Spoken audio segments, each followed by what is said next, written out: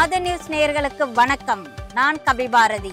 தலைப்புச் செய்திகளை காணலாம். தமிழகத்தில் காவல் நிலையத்தில் கூட பாதுகாப்பு இல்லாத அளவிற்கு சட்ட ஒழுங்கு சீர்குலைவு.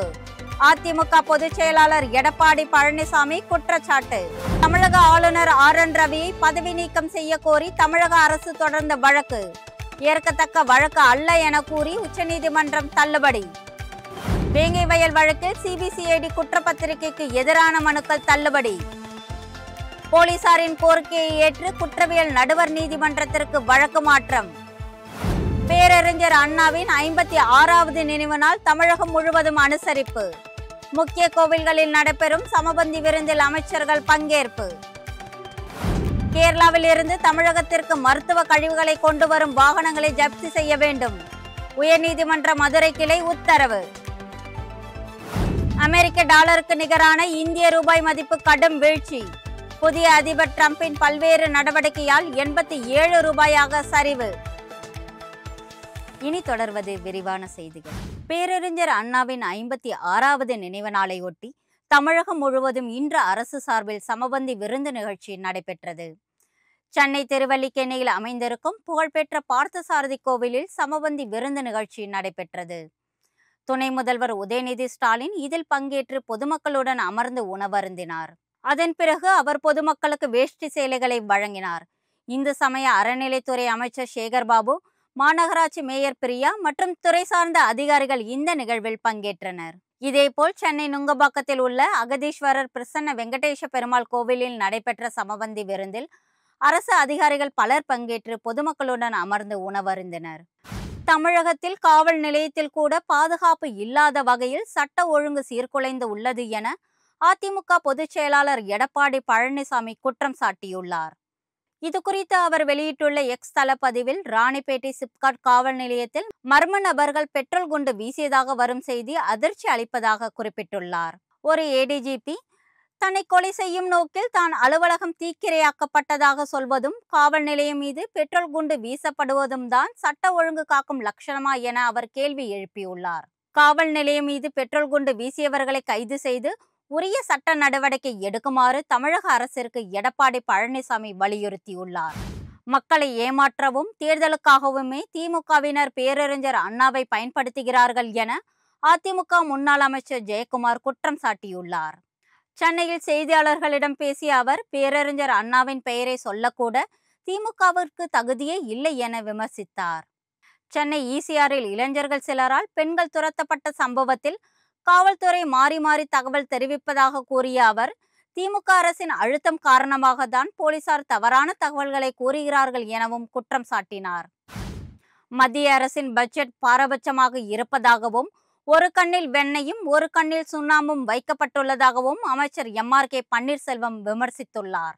சென்னை திருவான்மையூர் மருதீஸ்வரர் திருக்கோவிலில் பேரறிஞர் அண்ணா நினைவு நாள் பொது விருந்து நிகழ்ச்சியில் அமைச்சர் எம்.ஆர்.கே. பன்னீர்செல்வம் கலந்து கொண்டார். பின்னர் செய்தியாளர்களிடம் பேசிய அவர், மத்திய அரசின் பட்ஜெட்டில்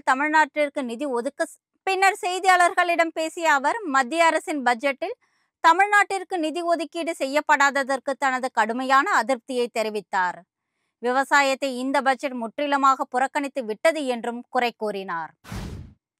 கேரளாவில் இருந்து தமிழகத்திற்கு மருத்துவ கழிவுகளை கொண்டு வரும் வாகனங்களை ஜப்தி செய்து ஏல நடவடிக்கை எடுக்க வேண்டும் என உயர்நீதிமன்ற மதுரை கிளை உத்தரவிட்டுள்ளது. கேரளாவில் இருந்து கொண்டு வரப்பட்ட மருத்துவ கழிவுகள் அம்மாநிலத்தின் எல்லையை ஒட்டிய கன்னியாகுமரி மாவட்டம் மஞ்சளு கிராமத்தில் கொட்டப்பட்டதால் அதற்கு பயன்படுத்தப்பட்ட லாரியை போலீசார் பறிமுதல் செய்தனர். இந்த லாரிகளை திரும்ப ஒப்படைக்க கோரி உரிமையாளர் சார்பில் விசாரணை நீதிமன்றத்தில் மனு தாக்கல் செய்யப்பட்டது. இதனை விசாரித்த நீதிமன்றம் லாரிகளை திரும்ப ஒப்படைக்க முடியாது என்று உத்தரவிட்டது. இதனை எதிர்த்து சென்னை உயர்நீதிமன்ற மதுரை கிளையில் மேல்முறையீடு செய்யப்பட்டது. இந்த வழக்கு நீதிபதி புகழேந்தி முன்பு விசாரணைக்கு வந்தபொழுது, அண்டை மாநிலத்திலிருந்து மருத்துவ கழிவுகளை தமிழ்நாட்டில் கொட்டுவது கடுமையான குற்றமாகும் என்றும் இதனை அனுமதிக்க முடியாது என்று கூறியும் அவர் மனுவை தள்ளுபடி செய்தார். மேலும் இதுபோன்ற செயலில் ஈடுபடுத்தப்படும் வாகனங்களை ஜப்தி செய்து ஏலம் விடவும் நீதிபதி தமிழக அரசிற்கு உத்தரவிட்டார். பேரறிஞர் அண்ணாவின் 56வது நினைவு நாளை ஒட்டி கரூர் மாவட்ட அதிமுக சார்பில் சிலைக்கு மாலை அணிவித்து மரியாதை செலுத்தப்பட்டது. இந்த நிகழ்ச்சியில் முன்னாள் அமைச்சர்கள் எம்.ஆர். விஜயபாஸ்கர், சின்னசாமி ஆகியோர் பங்கேற்றனர். அவர்கள் தலைமையில் நடைபெற்ற நிகழ்ச்சியில் அதிமுக நிர்வாகிகள் மற்றும் தொண்டர்கள் பங்கேற்று பேரறிஞர் அண்ணாவின் திருவுருவ சிலைக்கு மாலை அணிவித்தும் மலர் தூவியும் மரியாதை செலுத்தினார்கள். வடசென்னை அனல்மின் நிலையத்தில் வணிக ரீதியிலான மின் உற்பத்தியை தொடங்க வேண்டும் என தமிழக அரசுக்கு பாமக தலைவர் அன்புமணி வலியுறுத்தியுள்ளார். இது குறித்து அவர் வெளியிட்டுள்ள அறிக்கையில், சென்னையை அடுத்த அத்திப்பட்டு கிராமத்தில் 10,158 ரூபாய் செலவில் கட்டமைக்கப்பட்ட வடசென்னை அனல்மின் நிலையம் 3 திறக்கப்பட்டு ஓராண்டு ஆகும் நிலையில் இன்று வரை அதில் வணிக ரீதியிலான மின் உற்பத்தி தொடங்கப்படவில்லை என்று குறிப்பிட்டுள்ளார். வடசென்னை அனல்மின் நிலையம் சரியான நேரத்தில் வணிக ரீதியிலான மின் உற்பத்தியை தொடங்கி இருந்தால் இதுவரை 1200 கோடி யூனிட் மின்சாரம் உற்பத்தி செய்திருக்க கூடும் என்றும், அதன் மூலம் அதே அளவு மின்சாரம் தனியாரிடமிருந்து அதிக விலை கொடுத்து வாங்கப்படுவதை தவிர்த்திருக்கலாம் என்றும் சுட்டிக்காட்டியுள்ளார். மின் திட்டங்களை செயல்படுத்தி தனியாரிடமிருந்து அதிக விலை கொடுத்து மின்சாரம் வாங்குவதை குறைத்தால் மட்டும்தான் மின்சார வாரியத்தை லாபத்தில் நடத்துவது சாத்தியமாகும் என்றும் அன்புமணி குறிப்பிட்டுள்ளார். தமிழக ஆளுநர் ஆர்.என். ரவியை நீக்க கோரி தமிழக அரசு தொடர்ந்த மனுவை உச்சநீதிமன்றம் தள்ளுபடி செய்துள்ளது. சட்டப்பேரவையில் தாக்கல் செய்து நிறைவேற்றி அனுப்பப்படும் மசோதாக்களுக்கு ஒப்புதல் அளிக்காமல் காலம் தாழ்த்துவது, துணைவேந்தர் நியமனம் உள்ளிட்ட பிரச்சனைகளில் சரியாக செயல்படவில்லை என கூறி ஆளுநர் ஆர்.என். ரவிக்கு எதிராக தமிழக அரசு சார்பில் உச்சநீதிமன்றத்தில் வழக்கு தொடரப்பட்டது. மேலும் அண்மையில் ஆளுநர் ரவி சட்டப்பேரவையில் தனது உரையை நிகழ்த்தாமல் சென்றது அரசியல் சாசனத்திற்கு எதிரானது என்றும், அவர் ஆளுநர் பதவியில் இருந்து திரும்ப பெற மத்திய அரசுக்கும் குடியரசுத் தலைவருக்கும் உத்தரவிட வேண்டும் என்றும் கூறி தமிழக அரசு சார்பில் மேலும் ஒரு மனு அளிக்கப்பட்டது. இந்த மனு உச்சநீதிமன்ற தலைமை நீதிபதி சஞ்சீவ் கண்ணா அமர்வு முன்பாக விசாரணைக்கு வந்தபொழுது இது போன்ற வழக்குகளை ஏற்றுக்கொள்ள முடியாது என்று கூறி மனுவை தள்ளுபடி செய்து உத்தரவிட்டார். உத்தரப்பிரதேச மாநிலத்தில் நடைபெற்று வரும் கும்பமேளா கூட்ட நெரிசலில் சிக்கி உயிரிழப்பு சம்பவம் ஏற்பட்டது குறித்து விவாதிக்க கூறிய அமளியில் ஈடுபட்ட எதிர்க்கட்சி உறுப்பினர்கள் மாநிலங்களவையிலிருந்து வெளிநடப்பு செய்தனர். நாடாளுமன்ற பட்ஜெட் கூட்டத்தொடர் கடந்த 31ஆம் தேதி குடியரசுத் தலைவர் உரையுடன் தொடங்கிய நிலையில் கடந்த 1ஆம் தேதி மத்திய பட்ஜெட்டை நிதியமைச்சர் நிர்மலா சீதாராமன் தாக்கல் செய்தார். இதனைத் தொடர்ந்து குடியரசுத் தலைவர் உரைக்கு நன்றி தெரிவிக்கும் தீர்மானத்தின் மீதான விவாதத்திற்கு நாடாளுமன்றம் இன்று கூடியது. உத்தரப்பிரதேசத்தில் நடைபெற்று வரும் கும்பமேளா கூட்ட நெரிசலில் உயிரிழப்பு சம்பவம் தொடர்பாக விவாதிக்க வேண்டும் என எதிர்க்கட்சி எம்பிக்கள் கோரிக்கை விடுத்தனர். இதற்கு சபாநாயகர் ஓம் பிர்லா பின்னர் அனுமதி அளிக்கப்படும் என கூறிய பொழுதிலும் எதிர்க்கட்சி எம்பிக்கள் சபாநாயகர் இருக்கையை முற்றுகையிட்டு முழக்கங்களை எழுப்பினர். இதே பிரச்சனையை எழுப்பி மாநிலங்களவையிலும் எதிர்க்கட்சி உறுப்பினர்கள் முழக்கமிட்டதோடு கும்பமேளா உயிரிழப்பு குறித்து விவாதிக்க அனுமதிக்காததை கண்டித்து வெளிநடப்பு செய்தனர். வேங்கி வயல் வழக்கில் குற்றப்பத்திரிகை ஏற்கப்பட்டு வழக்கின் விசாரணை வன்கொடுமை தடுப்பு சிறப்பு நீதிமன்றத்திலிருந்து புதுக்கோட்டை குற்றவியல் நடுவர் நீதிமன்றத்திற்கு மாற்றம் செய்யப்பட்டுள்ளது. புதுக்கோட்டை மாவட்டம் வேங்கை வயலில் குடிநீர் தொட்டியில் அசுத்தம் செய்யப்பட்டது தொடர்பான வழக்கில் சிபிசிஐடி போலீசார் தாக்கல் செய்துள்ள குற்றப்பத்திரிகை ஏற்கக்கூடாது என புதுக்கோட்டை வன்கொடுமை தடுப்பு சிறப்பு நீதிமன்றத்தில் குற்றம் சாட்டப்பட்டவர்கள் சார்பில் மனு தாக்கல் செய்யப்பட்டது. குற்றப்பத்திரிகையில் பல்வேறு முரண்பாடுகள் உள்ளதாகவும் சிபிஐ விசாரணை அவசியம் என்றும் அதில் வலியுறுத்தப்பட்டுள்ளது. அதேபோல் சிபிசிஐடி போலீசாரால் தாக்கல் செய்யப்பட்ட மனுவில் இந்த வழக்கு வன்கொடுமை தடுப்பு சட்டத்தின் கீழ் வராததால் வழக்கை நீதித்துறை நடுவர் நீதிமன்றத்திற்கு மாற்ற வேண்டும் என கோரப்பட்டது. இந்த 2 வழக்குகளும் இன்று மீண்டும் விசாரணைக்கு வந்தபொழுது சிபிசிஐடி தாக்கல் செய்த குற்றப்பத்திரிகை ஏற்கப்பட்டதாக தெரிவிக்கப்பட்டது. குற்றப்பத்திரிகை ஏற்கக்கூடாது என தாக்கல் செய்யப்பட்ட மனுக்கள் தள்ளுபடி செய்யப்பட்டன. மேலும் வேங்கை வயல் சம்பவம் வன்கொடுமை தொடர்பானது இல்லை என கூறி புதுக்கோட்டை குற்றவியல் நடுவர் நீதிமன்றத்திற்கு மாற்றி நீதிபதி வசந்தி உத்தரவிட்டார். அமெரிக்க டாலருக்கு நிகரான இந்திய ரூபாயின் மதிப்பு வரலாறு காணாத வகையில் சரிந்து வருகிறது.